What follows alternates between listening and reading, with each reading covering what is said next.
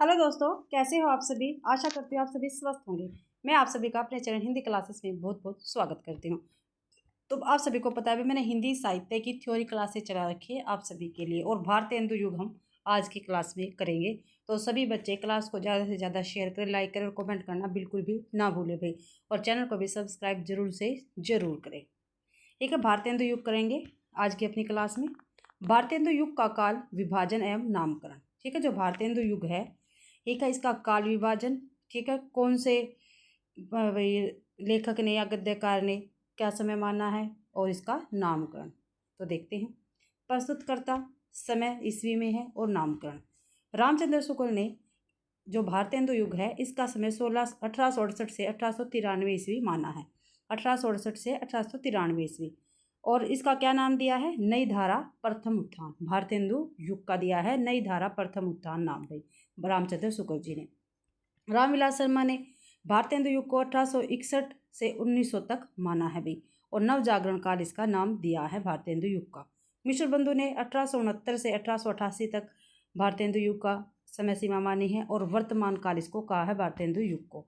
राम कुमार वर्मा ने समय माना है भारतीय हिंदू युग का 1870 से 1900 तक, ठीक है, इसको आधुनिक काल कहा है, ठीक है, राम कुमार वर्मा ने। डॉक्टर त्रिभुवन सिंह ने 1857 से लेकर 1947 तक क्या है भारतीय हिंदू युग का समय माना है, और इसको जागरण काल कहा है। पेपर में काफ़ी बार पूछे जाते हैं। और डॉक्टर बच्चन ने इसका समय 1857 से 19 ईस्वी तक माना है भारतीय हिंदू युग का, और इसको पूर्ण जागरण काल कहा है। तो ये काफ़ी बार पेपर में पूछे गए हैं। कभी इनकी समय सीमा पूछ ली जाती है, और कभी कौन सा लेखक ऐसा जिन्होंने भाई भारतीय हिंदू युग को नई धारा प्रथम उत्थान नाम दिया, किसने नवजागरण कहा है भारतीय हिंदू युग को, किसने वर्तमान काल कहा है, किसने आधुनिक काल कहा है, किसने जागरण काल कहा है, किसने पूर्ण जागरण काल कहा है। तो ये आपको अच्छी प्रकार से याद करना है, और इसकी समय सीमा भी आपको याद करनी है। जिन लेखकों ने अपने अकॉर्डिंग समय सीमा दी है वो आपको याद करनी है। आगे देखते हैं। आधुनिक हिंदी कविता के प्रथम चरण को भारतेंदु हरिश्चंद्र के नाम पर भारतीय हिंदू युग का नाम दिया गया है। ठीक है, जो आधुनिक हिंदी कविता है इसके जो प्रथम चरण है इसको भारतेंदु हरिश्चंद्र के नाम पर क्या दिया है, भारतीय हिंदू युग का नाम दिया है। नामकरण का आधार भाई भारतेंदु हरिश्चंद्र का युग प्रवर्तक व्यक्तित्व है। चूंकि भारतेंदु का जन्म 9 सितंबर 1850 ईस्वी को हुआ, इसलिए कई विद्वान आधुनिक काल का आरंभ 1850 ईस्वी से स्वीकार करते हैं भाई। इस तरह हम मोटे तौर पर भारतीय हिंदू युग का समय 1850 से 1900 ईस्वी तक रखते हैं। क्या समय रखते हैं, 1850 से 1900 तक। ठीक है, 1850 से 1900 ईस्वी तक हम भारतीय हिंदू युग का समय रखते हैं। सरस्वती पत्रिका के प्रकाशन से पूर्व भाई, ठीक है, उस तक जब सरस्वती पत्रिका का प्रकाशन हुआ उससे पहले तक क्या हम भारतीय हिंदू युग समय मानते हैं। भारतीय हिंदू मंडल के रचनाकार, ये आपको ध्यान रखना, काफ़ी बार पूछा जाता है भारतीय हिंदू मंडल के रचनाकार कौन कौन है। एक तो बद्रीनारायण चौधरी प्रेमघन है, बद्रीनारायण चौधरी, फिर है प्रताप नारायण मिश्र, ठाकुर जगमोहन सिंह, अंबिका दत्त व्यास, राधा कृष्ण दास। ये सभी कवि भारतीय हिंदू मंडल के अंतर्गत आते हैं। आगे है भारतीय हिंदू युग की साहित्यिक प्रवृत्तियाँ। जो भारतीय हिंदू युग है इसकी साहित्यिक प्रवृत्तियाँ देख लेते हैं हम। अंतर्विरोधों का साहित्य, क्या भी अंतर्विरोधों का साहित्य है भारतीय इसकी पहली प्रवृत्ति। भारतीय हिंदू युग में राष्ट्रभक्ति बनाम राजभक्ति, ब्रजभाषा बनाम खड़ी बोली तथा प्रारंभिक संस्कार बनाम आधुनिक विचार के मध्य अंतर्विरोध पाया जाता है। काफ़ी महत्वपूर्ण है भाई इनकी प्रवृत्ति, आपको ध्यान रखना, पेपर में पूछी जा सकती है। अंतर्विरोध का साहित्य ये पहली प्रवृत्ति है भारतीय हिंदू युग की। आगे देखते हैं भाई, दूसरी है सिंगारिकता की चेतना। सिंगारिकता की चेतना, इस काल में आधुनिकता की चेतना के बावजूद रीतिकालीन प्रभाव पूरी तरह छोड़ा नहीं जा सकता है। न्यून अधिक इस युग के सभी कवियों ने श्रृंगारिक कविताएं लिखी, किसी ने ज़्यादा किसी ने थोड़ी, फिर भी भारतीय हिंदू युग के कवि हैं उन्होंने श्रृंगार की कविताएं लिखी है। तो इसकी एक विशेषता क्या होगी, प्रवृत्ति सिंगारिकता की चेतना। अगली है भक्ति भावना। यह भक्ति के निर्गुण और सगुण दोनों रूप उपलब्ध होते हैं। यहाँ भक्ति का एक और व्यापक रूप उपलब्ध होता है जिसे संवेदानुराग समन्वित भक्ति कहते हैं। ठीक है, संवेदानुराग समन्वित भक्ति कहते हैं भाई, अर्थात ईश्वर की भक्ति का उद्देश्य देश की समस्याओं को सुलझाना है। भक्ति भावना के अंतर्गत ये आएगा। फिर समस्या पूर्ति, भारतीय हिंदू युग में की ही प्रवृत्ति है भाई। इस युग में कविता वर्धनी सभा तथा रसिक समाज जैसी संस्थाओं की स्थापना की गई। जो भारतीय हिंदू युग है भाई इसमें दो, एक तो ये सभा कविता वर्धनी सभा और रसिक समाज जैसी संस्थाओं की स्थापना की गई थी। कवियों की गोष्ठियाँ होती थी। कवियों की क्या होती थी? गोष्ठियाँ होती थी तथा नए कवियों को प्रोत्साहित किया जाता था। इस परंपरा में एक विषय तय किया जाता था और उसकी अंतिम पंक्ति तय होती थी। कवि अपनी प्रतिभा से उससे पहले की पंक्तियाँ लिखते थे। आंसू लेखन की इस पद्धति को ही समस्या पूर्ति कहा जाता है। ठीक है, आंसू लेखन की पद्धति को ही समस्या पूर्ति कहा जाता है, जो इस काल को की प्रमुख प्रवृत्ति रही है। भारतेंदु युग की सबसे प्रमुख प्रवृत्ति है समस्या पूर्ति। स्वयं भारतेंदु ने समस्या पूर्तियों को प्रोत्साहित किया है।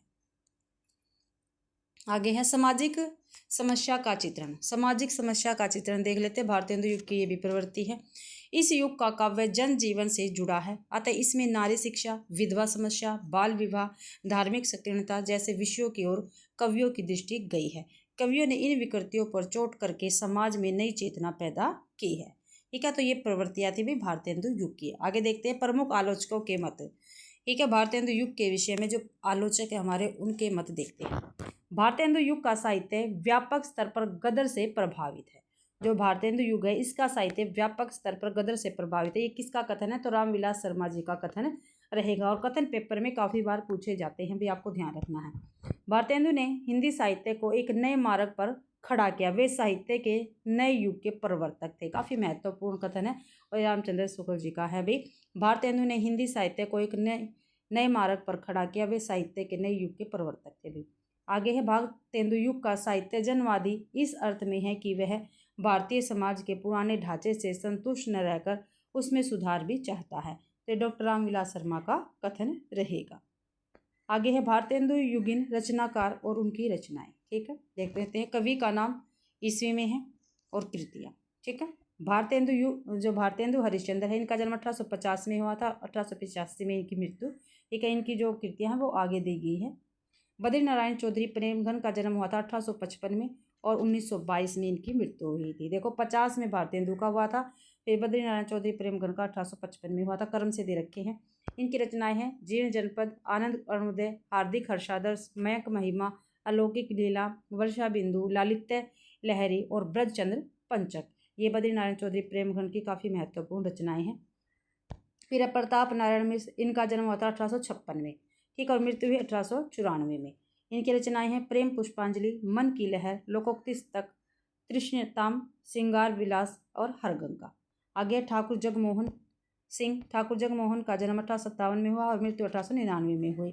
इनकी रचनाएं देख लेते हैं। ऋतु संहार अनुदित है 1876 ईस्वी में। प्रेम संपत्ति लता 1885 में। श्यामलता 1885 ईस्वी में। श्यामा सरोजनी 1886 ईस्वी में प्रकाशित हुई। देवयानी 1886 में प्रकाशित हुई। मेघदूत ये अनुदित है इनकी रचना और 1883 ईस्वी में ये प्रकाशित हुई थी। आगे देखते हैं भाई। अंबिका दत्त व्यास। अंबिका दत्त व्यास जन्म 1858 में, मृत्यु 1900 में। पावस पचासा 1886 में प्रकाशित। सुकवि सत्सई 1887 में। हो रे 1891 में। बिहारी 1898 ईस्वी में प्रकाशित इनकी रचनाएं हैं।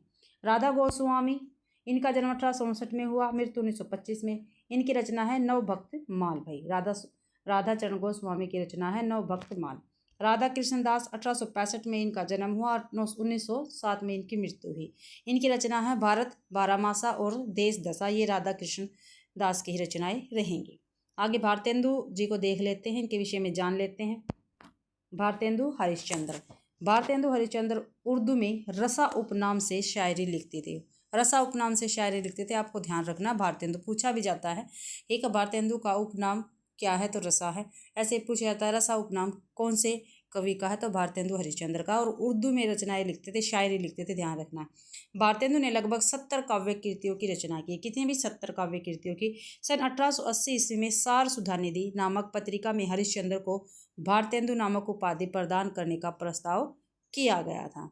ठीक है, इस पत्रिका में भी सार सुधा निधि में। ठीक है, इनको हरिश्चंद्र को भारतेंदु नामक उपाधि प्रदान करने का प्रस्ताव किया गया था और यह 1880 में प्रकाशित पत्रिका है। फलस्वरूप आम जनमानस ने उन्हें भारतेंदु यानी भारतीय चांद की उपाधि से सम्मानित किया। हरिश्चंद्र भारतेंदु की उपाधि शिव प्रसाद को अंग्रेजों द्वारा प्राप्त सितारे हिंद की उपाधि की प्रतिक्रिया में दी गई थी। आगे है भारतेंदु द्वारा स्थापित सभा एवं संस्थाएं। जो भारतेंदु हरिश्चंद्र है इनके द्वारा स्थापित सभा और संस्थाएं देख लेते हैं। पहली है कविता वर्धनी सभा 1870 में काशी में प्रकाशित हुई। पेनी रीडिंग क्लब 1883 में। तदीय समाज 1873 में। आगे है भारतेंदु की सभी काव्य रचनाएं भारतेंदु ग्रंथावली के प्रथम भाग में संकलित है। ठीक है, जो भारतेंदु हरिश्चंद्र है इनकी सभी जितनी भी रचनाएं वो भारतेंदु ग्रंथावली के प्रथम भाग में संकलित है। भारतेंदु गद्य खड़ी बोली में लिखते थे। जो भारतेंदु हरिश्चंद्र है ये जो गद्य लिखते थे वो खड़ी बोली में लिखते थे, परंतु कविता के लिए उन्होंने ब्रज भाषा को चुना था। भाई भारतेंदु को आधुनिक हिंदी काव्य का वेतालिक कहा जाता है। भारतेंदु की कविता में भक्तिपरक तथा श्रृंगारिक संवेदनाओं और नवजागरण के स्वर मिलते हैं। भारतेंदु की भाषा अति सरस, सहज और ब्रज भाषा की बहुत सी रूढ़ियों से मुक्त है। शिक्षा को बढ़ाने के लिए भारतेंदु ने हरिश्चंद्र डिग्री कॉलेज खोला। भाई ठीक है, शिक्षा के बढ़ावे के लिए भारतेंदु हरिश्चंद्र ने डिग्री कॉलेज भी खोला था। उन्होंने दशरथ विलाप, फूलों का गुच्छा आदि कविताएं खड़ी बोली में लिखी और ये इनकी रचनाएं पूछी जाती है। भारतेंदु जी ने खड़ी बोली में कौन कौन सी कविताएं लिखी, तो दशरथ विलाप और फूलों का गुच्छा। भारतेंदु ने विजयनी विजय वैजयंती जो 1882 में प्रकाशित रचना है, शीर्षक कविता मिस्र में तत्कालीन भारतीय सेना की विजय प्राप्ति पर लिखी। एक पेपर में पूछा जाता है जो विजयनी विजय वैजयंती है ये इसका शीर्षक क्या है, तो मिस्र में तत्कालीन भारतीय सेना की विजय प्राप्ति पर लिखी गई ये क्या है कविता है। 1882 में प्रकाशित हुई थी। आगे है नारद भक्ति सूत्र तथा सांडिल्य भक्ति सूत्र का अनुवाद भारतेंदु ने क्रमशः तदीय सर्वस्व 1874 ईस्वी तथा भक्ति सूत्र वैजयंती शीर्षक से किया। ठीक है, क्या भी जो नारद भक्ति सूत्र है तथा सांडिल्य भक्ति सूत्र का अनुवाद, ठीक है, अनुवाद किया भारतेंदु हरिश्चंद्र ने किस किस में, तदीय सर्वस्व और भक्ति सूत्र वैजयंती नाम से किया है इन्होंने अनुवाद, और 1874 में किया तदीय सर्वस्व का अनुवाद। भाई रिपु नाटक 1884 ईस्वी नामक काव्य भारतेंदु ने लॉर्ड रिपन की प्रशंसा में लिखा है। ठीक है, रिपु नाटक किसका है, भारतेंदु हरिश्चंद्र का काव्य है। ये 1884 में लिखा था इन्होंने, यानी प्रकाशित हुआ था। ठीक है, और किसकी प्रशंसा में लिखा है, तो लॉर्ड रिपन की प्रशंसा में लिखा है भारतेंदु हरिश्चंद्र ने रिपु नाटक काव्य। आगे है भारतेंदु द्वारा पेरोडी, गाली, लावनी, श्यापा आदि शैलियों में लिखी गई कविता इस प्रकार है। जो भारतेंदु जी हैं इन्होंने पेरोडी में भी रचनाएं लिखी, गाली में भी लिखी, लावनी में भी लिखी और श्यापा में भी लिखी है। और भाई सभी बच्चे शॉर्ट क्लास को भी जरूर से जरूर देखें, जो शॉर्ट में डालती हूँ हर एक क्लास में एक आपका डाउट बिल्कुल कंप्लीट हो जाएगा। जैसे संध्या भाषा मैंने करवा दी है, गोरखनाथ के जितने भी विशेष अंक थे उनके विषय में वो मैंने करवा दिया, और काफ़ी आपको शॉर्ट अच्छी मिलेगी जो पेपर में आपके लिए बहुत लाभकारी रहेगी। तो प्लीज़ आप उन शॉर्टों को भी जरूर से जरूर देखें। भाई काव्य देख लेते हैं और शैली देख लेते हैं। भारतेंदु जी की है ये रचनाएं। उर्दू का श्यापा, श्यापा शैली में है। बंदर सभा पैरोडी में पूछी जाती है। समदिन मधुमास ये गाली है। नए जमाने की मुकरी ये मुकरी में है। वर्षा विनोद लावनी में है। प्रात समीरण ये प्यार यानी बांग्ला छंद में है। भाई और ये काफ़ी महत्वपूर्ण रचनाएं हैं, ये पेपर में पूछी जाती है और इनकी शैली जरूर से जरूर पूछी जाती है। और आपको ये भी ध्यान रखना है ये सभी भारतेंदु की रचनाएं हैं। उर्दू का श्यापा, बंदर सभा, समदिन मधुमास, नए जमाने की मुकरिया, वर्षा विनोद, प्रातः समीरण ये प्यार में है भाई जो बांग्ला छंद में है। रानी छदम लीला और तन्मय लीला तथा देवी छदम लीला ये प्रबंध गीति है। भाई अब देख लेना ये इन्हीं की रचना है सारी। आगे है बंदर सभा, उर्दू के इंदर सभा एक प्रकार का नाटक के अनुकरण पर रचित है। भारतेंदु की मुकरियाँ और उर्दू की कविताएं खड़ी बोली में हैं। जो भारतेंदु जी की मुकरियाँ हैं और उर्दू की कविताएं हैं ये किसमें, खड़ी बोली में है। भाई विजय वलरी काबुल विजय के उपलक्ष्य में लिखी गई हर्षोल्लास की कविता है। ठीक है, जो विजय वलरी है भारतेंदु जी की ये काबुल विजय के उपलक्ष्य में लिखी गई क्या है, हर्षोल्लास की कविता है विजय वलरी। भारतेंदु हरिश्चंद्र की कविताएं देख लेते हैं। भाई ठीक है, कविताएं देखते हैं। पहली है भक्त सर्वस्व 1870, प्रेम मालिका 1871, वैशाख महात्म्य 1872। ठीक है, उस क्रम में भी दे रखी है, क्रम में भी आप इसको याद कर सकते हैं। अथ कार्तिक स्नान 1872, श्री जीवन जी महाराज 1872, अपवर्ग पंचक 1877, पुरुषोत्तम पंचम 1877। भाई प्रातः समरण 1874-77, सतसई श्रृंगार 1875, 1878, श्रीनाथ स्तुति 1877 ईस्वी, प्रातः स्मरण मंगल पाठ 1873, दैन्य प्रलाप 1873, उरहना 1873, देवी छदम लीला 1873 में, जैन कुतूहल 1873 में, प्रेमाश्रु वर्षन 1873 में, प्रेम सरोवर 1874 में, स्वरूप चिंतन 1874 में, सफुट समस्या 1874 में भी, प्रबोधनी 1874, श्री पंचमी 1875, निवेदक पंचक, मूक पर्सन, वैनी गीत, भाई काफ़ी सारी रचनाएं हैं इनकी, ठीक है। और ये आपको PDF मेरे टेलीग्राम चैनल पर मिल जाएगा, तो आप उसको भी ज्वाइन करें। प्रेम तरंग, अपवर्ग चक, गीत गोविंदांत, प्रेम प्रलाप, उत्तराध भक्तमाल, अत श्री सर्वोत्तम, होली, विषम सतवराज, मान लीला, फूल बुझोवल, श्री सीता वल्लभ स्तोत्र, राग संग्रह, वर्षा विनोद, प्रेम माधुरी, मधु मुकुल, विनय प्रेम पचासा, फूलों का गुच्छा, फुलवारी, किस संचरित 1883 में। ये इनकी कविताएं हैं भी, ठीक है। राजभक्ति की भी कविताएं इन्होंने लिखी है भारतेंदु ने, ठीक। और ये ईस्वी में है। स्वर्गवासी श्री अलव्रत वर्णन, अंतरलालिपा 1861 में भाई। श्री राजकुमार सुभागम वर्णन, श्री राजकुमार सुस्वागत 1869 में। सुमनोंजलि 1870 में। काशी में ग्रहण के हित, महाराज कुमार के आने के हेतु 1870 में। प्रिंस ऑफ वेल्स के पीड़ित होने पर कविता 1871 में। मुँह दिखावनी 1874 में। भारत शिक्षा 1875 में। मानसोपायन 1877 में भाई।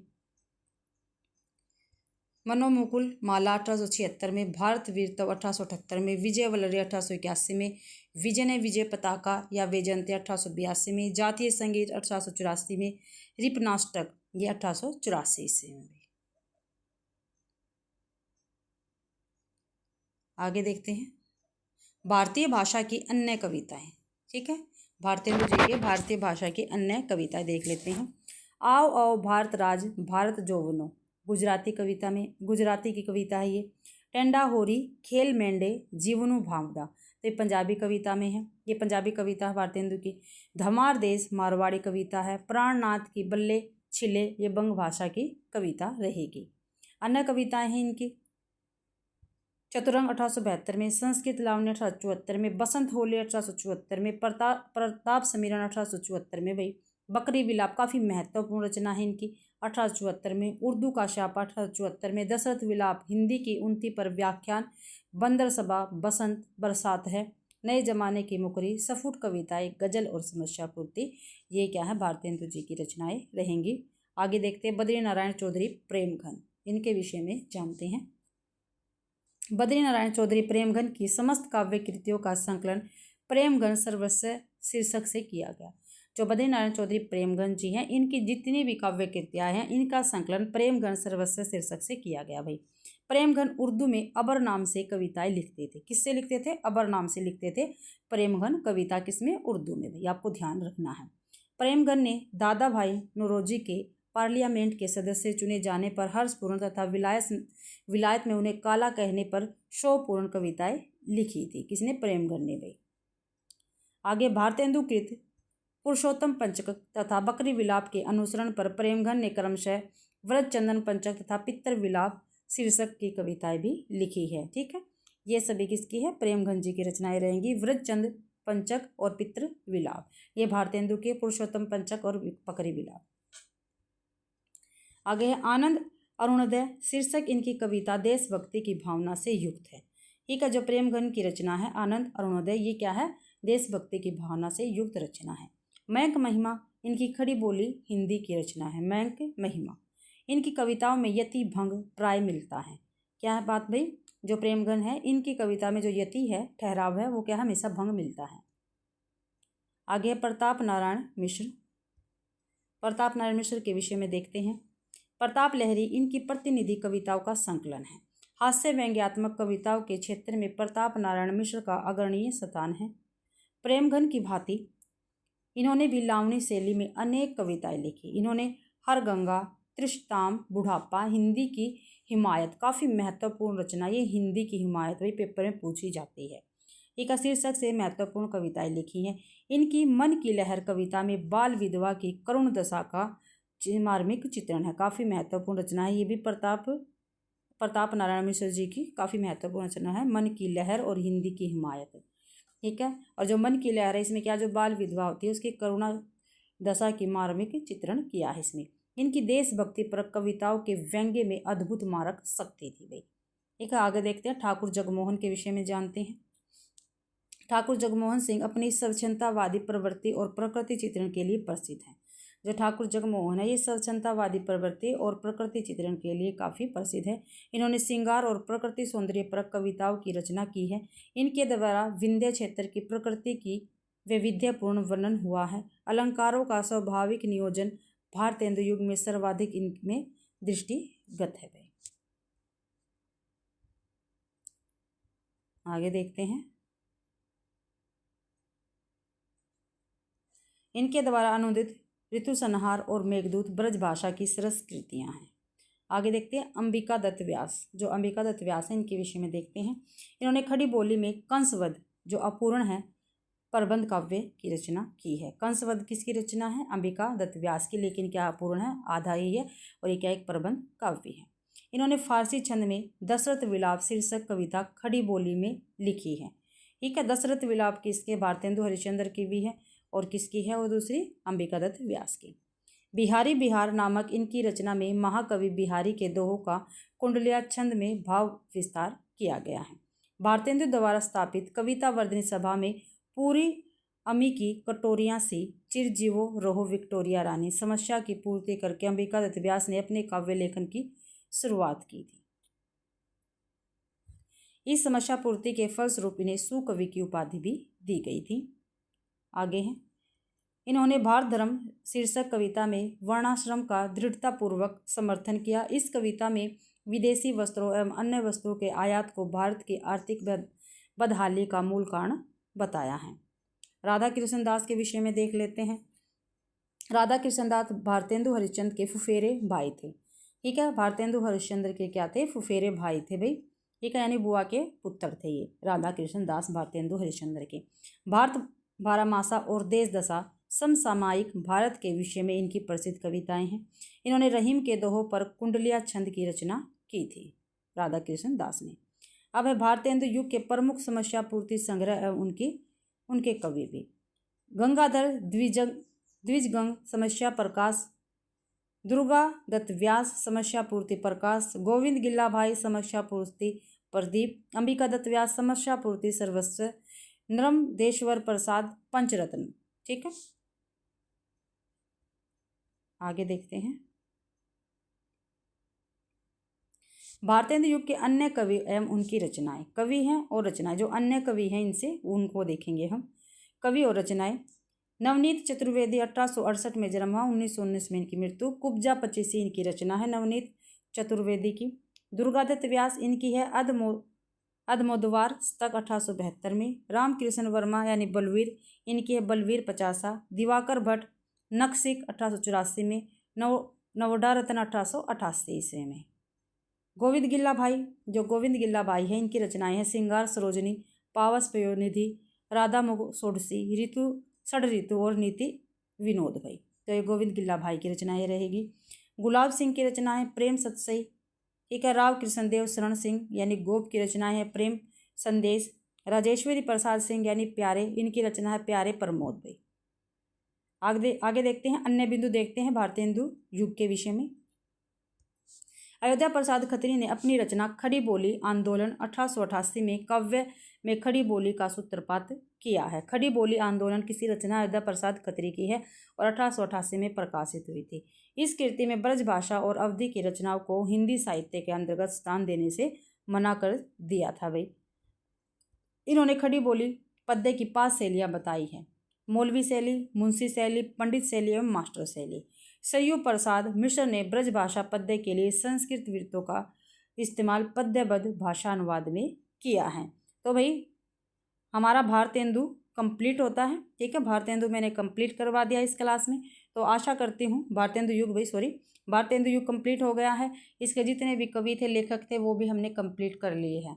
आशा करती हूँ भाई आप सभी को क्लास पसंद आई होगी। अगर क्लास पसंद आती है तो प्लीज़ वीडियो को ज़्यादा से ज़्यादा शेयर करें, लाइक करें, कमेंट करना बिल्कुल भी ना भूलें। इस क्लास का PDF आपको मेरे टेलीग्राम चैनल पर मिल जाएगा। क्लास देखने के लिए बहुत बहुत धन्यवाद।